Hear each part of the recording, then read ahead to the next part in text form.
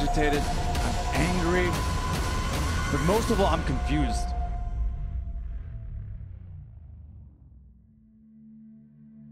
Bon, là, on va parler d'un des plus gros problèmes de WWE actuellement, mais aussi depuis ces dernières années.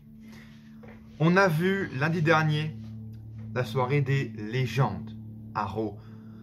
Et on a vu à la fin de ce Raw, Drew McIntyre se faire challenger pour aucune raison par Goldberg. Et pour aucune raison, Drew McIntyre va tout de même aller affronter Goldberg pour le titre de la WWE.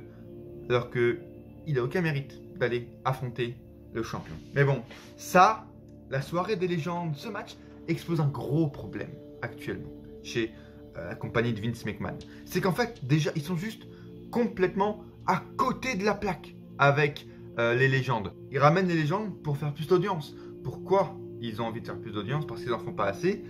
Parce qu'ils sont déclin total. Ils font les pires audiences chaque semaine pour Raw et pour SmackDown.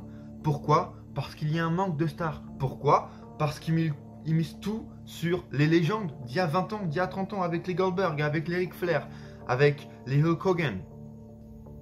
Et on a eu un signe hier que personne ne veut voir et que même la Terre, le monde lui-même n'a pas envie de voir ce match. Parce que Drew McIntyre, hier, on l'a appris, a été testé positif au Covid-19. Donc en gros, là, il va pratiquement manquer toute la route to Royal Rumble. Donc il reviendra peut-être au Go Home Show du Rumble ou au Rumble lui-même. Et ils auraient eu une chance, encore une fois, ce lundi, de se rattraper. Et je vais tout simplement vous exposer dans cette vidéo ce que WWE aurait dû faire avec Goldberg. Et pourquoi Goldberg et pourquoi les légendes, simplement, peuvent vraiment servir à la construction de la WWE en 2021.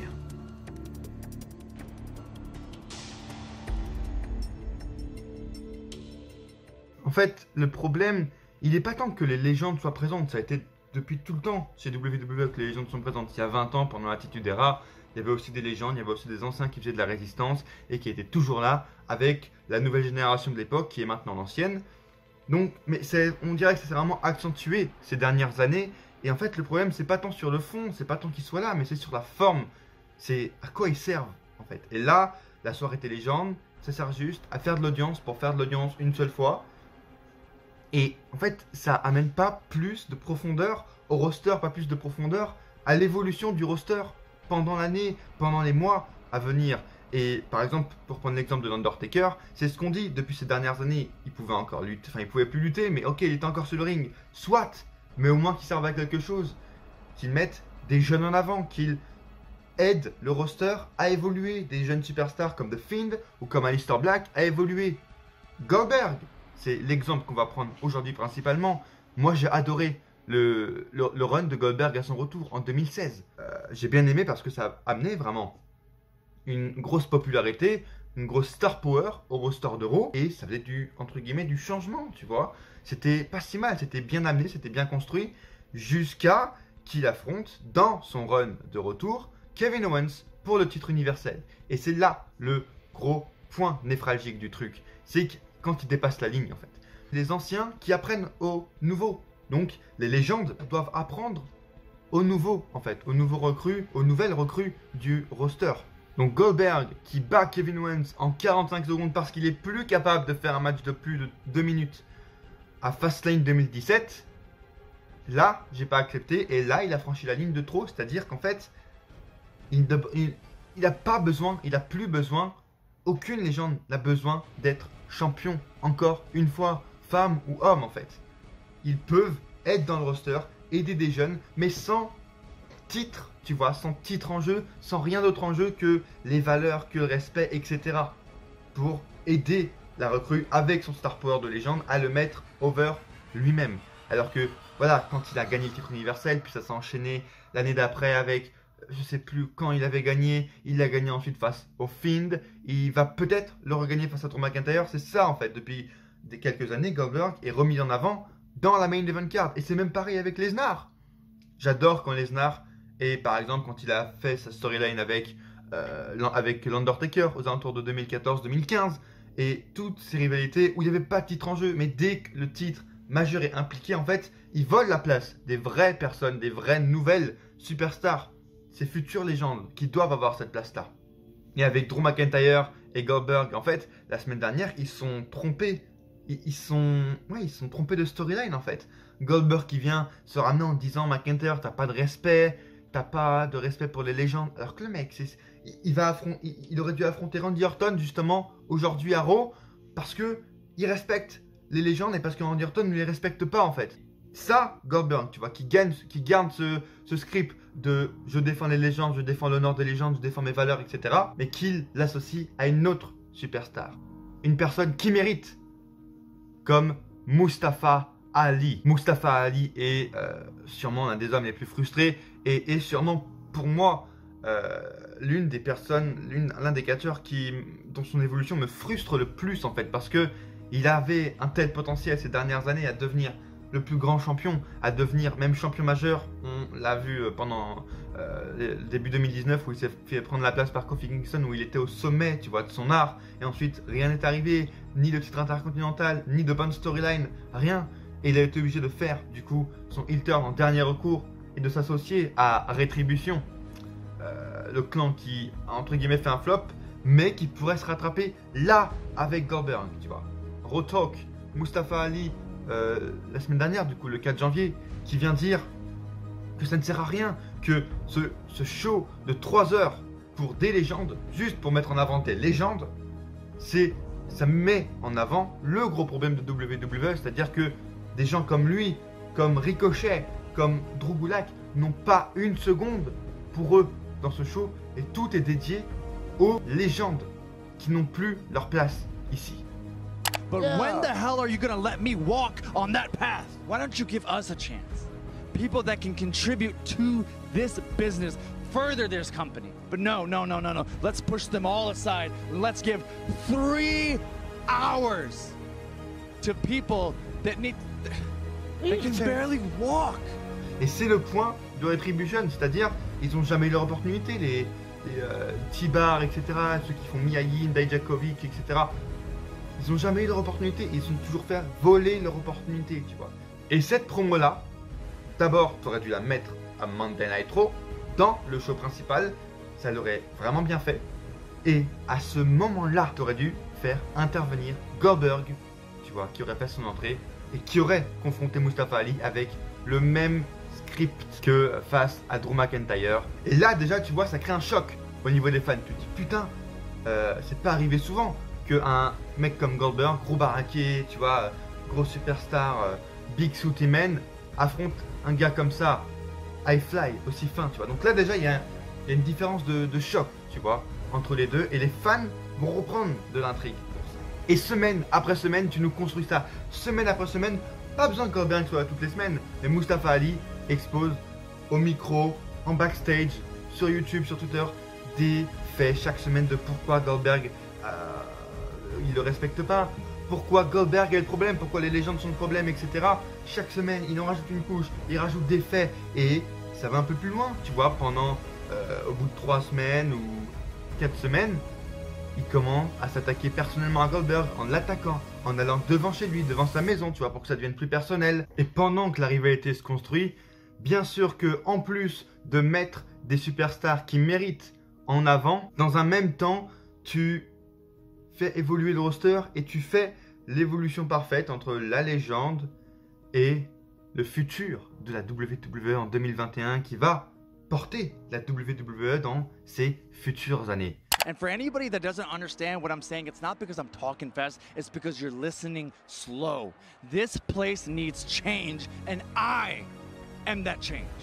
Et pour ça, rien de mieux qu'un match en pay-per-view au Royal Rumble, à Chamber, à Fastlane, où tu veux, pendant un road to WrestleMania, Goldberg contre Mustafa Ali. Et pour concrétiser toutes ces storylines, Mustafa Ali bat, j'ai même envie de dire, massacre Goldberg en pay-per-view. En 5, en 10 minutes, en 15 minutes, Mustafa Ali va prendre la victoire face à Goldberg sans trop d'aide de rétribution pour pas décrédibiliser son move, pour pas décrédibiliser ce truc, sa victoire. Et là, pouf, tu as ta top star pour la main event card, même pour la mid card à WrestleMania. Et en plus, tu vois, de la mid card pour Mustafa Ali, ça fait évoluer, ça ramène de l'intrigue dans d'autres divisions, tu vois. Ça réinjecte de la hype dans la division par équipe. Par exemple, vu qu'il y a plusieurs mecs, ils peuvent se faire une équipe pour rétribution. La division féminine, Mia Yim peut aller challenger la championne, peut aller challenger des gros noms de la division féminine directement. Ça réinjecte de la hype dans toutes les divisions du roster. Voilà comment, simplement, en une seule storyline, tu ramènes de l'intrigue et tu peux aussi potentiellement ramener de l'audience facilement. Et là, en plus, je veux dire, c'est l'occasion parfaite avec Drew McIntyre qui n'est plus apte à continuer sa rivalité avec Goldberg parce qu'il est coincé chez lui pour encore minimum 2 semaines. Vous faites ce match au Rumble, tu vois, de préférence. Et là, tu as toute la route vers WrestleMania où les gens vont se dire putain, mais après qu'il ait battu Goldberg, qui est-ce qui l'attend à Mania, tu vois?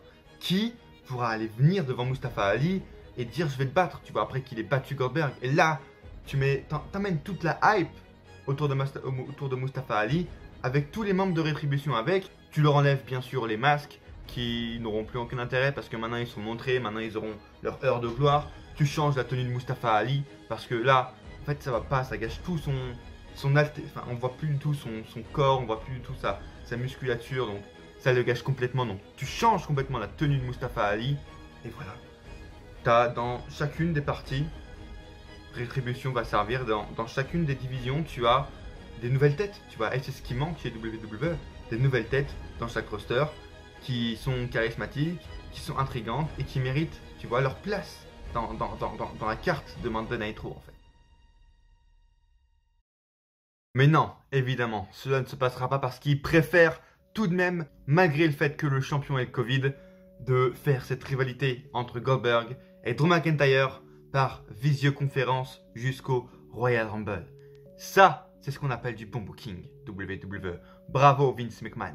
Enfin, si vous voulez voir moi parler de bon catch, je vous conseille d'aller voir dans le i ici mes dernières vidéos où je parle de Wrestle Kingdom 15. Alors même si vous n'êtes pas intéressé par New Japan, moi aussi en fait j'étais plus et j'ai repris pour la première fois en 1 an et demi, tu vois, j'ai regardé mes premiers shows de New Japan et j'ai vraiment kiffé. Donc pour comprendre pourquoi j'ai suivi, pour comprendre pourquoi New Japan, même pour vous qui ne regardez pas, ça peut être bien, je vous conseille d'aller les voir, ça dure 20 minutes.